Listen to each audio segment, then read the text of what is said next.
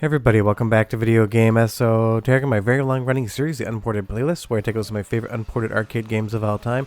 If you can't tell already, today we're playing Daytona USA, but we're calling it Sega Racing Classic now, because Sega re-released this game without the Daytona license, brought it over to some home consoles, but basically it's been delisted pretty much everywhere I can check. The good thing is with Teknoparrot emulation, we're able to play it on our PC today, and honestly, anytime I get a chance to talk about Daytona USA, you know I'm going to do it. Before we get too far involved though, do me a huge favor, go down below, hit like and subscribe, and ring that notification bell, definitely helps us out.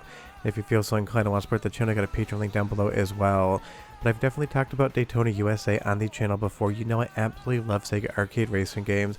I do believe they're the best company to ever make an arcade racing game whatsoever. Namco comes close in second with the Ridge Racer franchise, but for me, Sega still is the pinnacle of arcade racing action, and they really got things started with something like Daytona USA. And even though this is called Sega Racing Classic, I'm going to continue to call it Daytona USA throughout the video because that's exactly what it is. But it is more than just that. It is a quasi-modern remake of an absolute classic, but as far as what it's bringing new to the table compared to the original version, that's basically absolutely nothing whatsoever. You have the same vehicles, you have the same controls, you have the same 3 tracks that you played on the Sega Model 2 or on Sega Saturn back in the day. You just have it running in a more modernized version, and honestly that isn't the worst thing in the world, especially for people that don't want to go over to the Model 2 emulator. It's going to give you some quality of life improvements as well. You're obviously going to get close to 16:9 in the aspect ratio, and all of the heads-up display is going to adhere to that new aspect, which is always nice. It is placed correctly. So it does have those creature comfort quality of life improvements, and obviously it still is the incredible game from the Sega Model 2. I love that they say you can't even be satisfied unless you have Sega Model 2 on the wall there.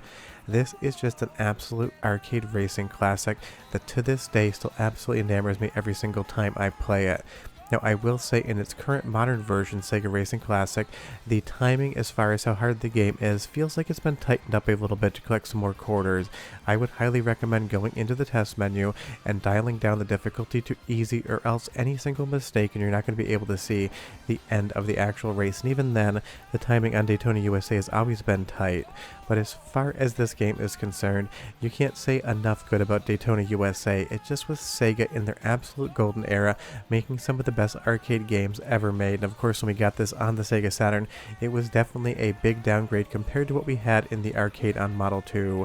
And while Saturn was never going to be able to keep up with Model 2, it didn't even really get close for the power that Saturn could provide when we saw ports like Sega Rally later on.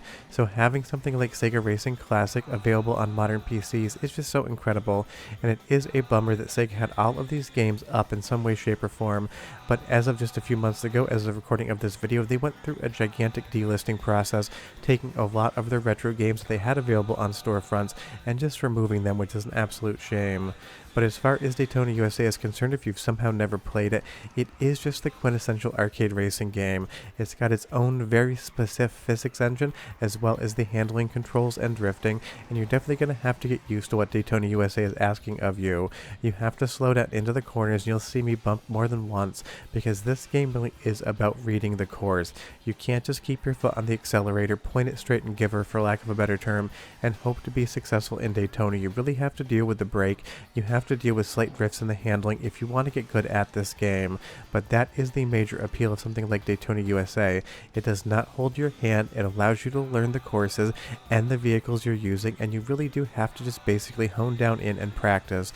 And for 3 courses and only 3 courses on offer, absolutely each one of them gives you something new, unique, and different to do, and they are still, in my opinion, some of the best 3 arcade racing courses we've ever seen. But you'll see here again, I make the same mistake coming into that corner a bit hot.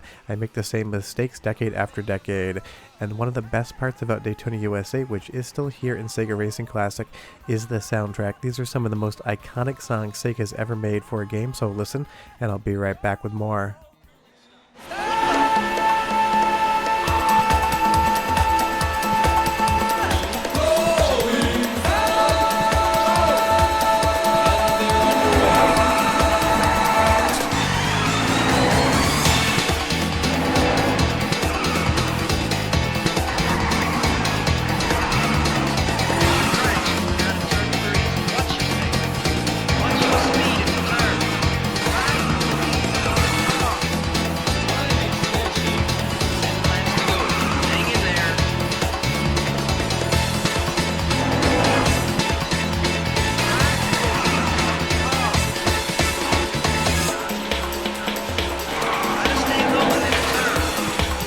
mean, I cannot stress enough just how perfect the soundtrack to Daytona USA is and how perfect it is in Sega Racing Classic. I'm going to be humming these songs for the rest of the day after I capture this footage for the video, and I'll randomly just hum Daytona, sometimes to myself when I'm just working. It is the type of song, I've been hearing it so often my entire life, it is just branded into my brain, and I'll know full well if I can't pull up some of the Daytona USA soundtrack in my imagination and hum it one day, that means my brain has absolutely turned to mush and it's time to hang it up, because it is one of those things. I've been hearing this soundtrack since I've been a child. I loved it back then and it still hits.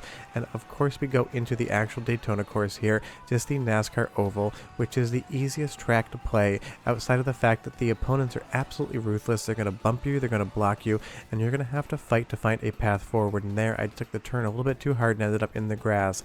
I would actually say this is my favorite course in Daytona USA because it is so simplistic, but you have to find a clean racing line. You have to try to stay off this one wall here in this turn, which is easier said than done, and you basically just have to read your opponents the entire time you're going around the oval to wait for openings. So if you bump the back of them, you're going to ruin your momentum and you're going to probably lose maybe 5 or 6 places at the finish.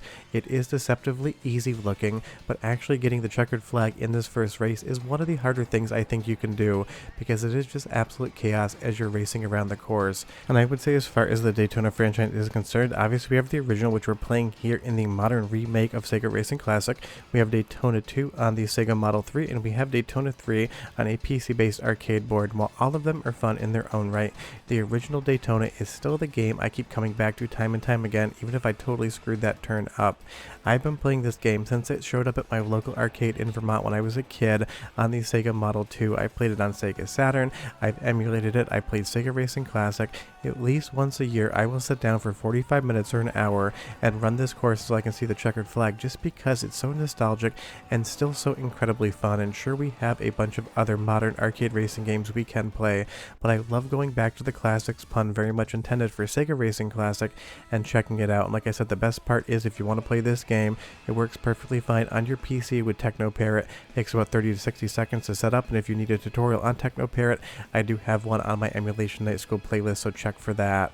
But once we move into the third course here, I just love how modernized they've made this game look while not really changing any of the geometry.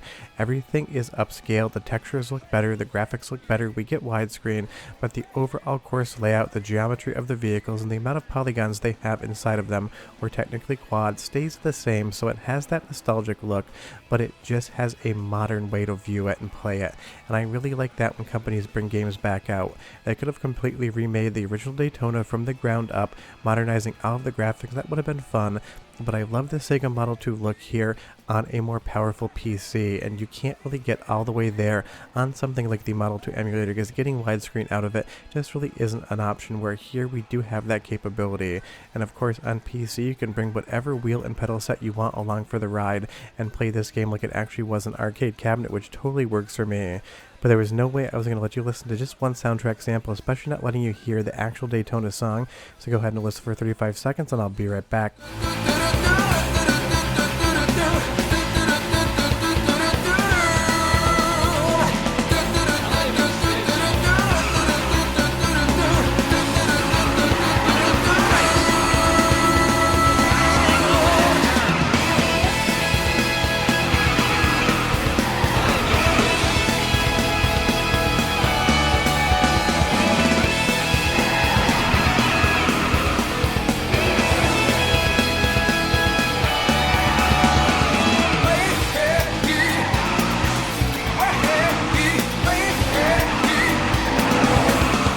Now I know I throw the word perfect around a decent amount on the channel, and that's just because I'm an eternal optimist that loves to find the fun in video games, but when I say that song is absolute perfection and one of the best pieces of music ever to come out of any Sega video game, I 100% mean it.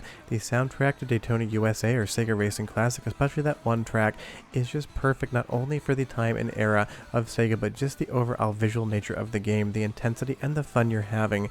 It's one of the things, half of the reason I love Daytona USA so much is just the absolute amazing amazing soundtrack. But you get those Sega blue skies that they even wrote a song about in the game, and you get all of the original Model 2 courses. You just get it on PC in an easier way to play, and it's also preserved, so if Sega decides to start delisting more stuff after they sell it again in the future, you know you always have a way to play Daytona USA as Sega Racing Classic. And while I don't love the new name, but of course you have to deal with that Daytona license, it's every bit as fun as Daytona USA. It just happens to have changed its name around a little bit.